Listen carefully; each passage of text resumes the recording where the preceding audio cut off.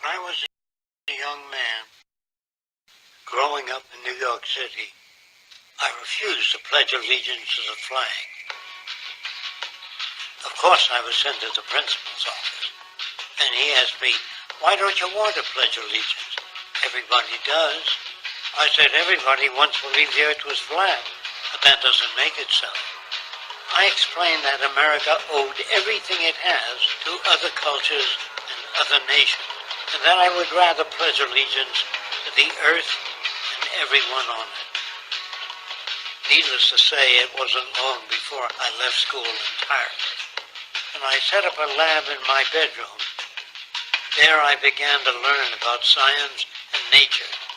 I realized then that the universe is governed by laws, and that the human being, along with society itself, was not exempt from these laws.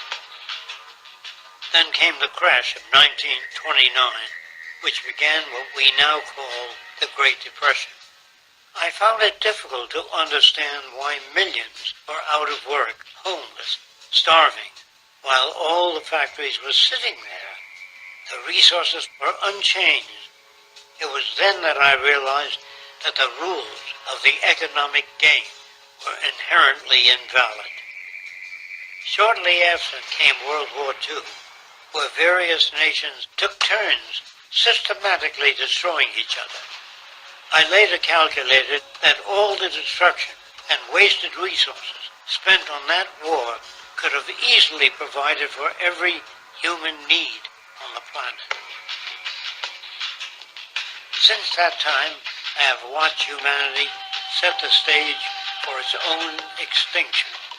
I have watched as the precious finite resources are perpetually wasted and destroyed in the name of profit and free markets.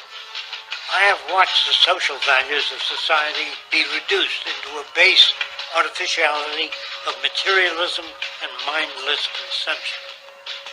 And I have watched as the monetary powers control the political structure of supposedly free societies. I'm 94 years old now, and I'm afraid my disposition is the same as it was 75 years ago. This shit's got to go.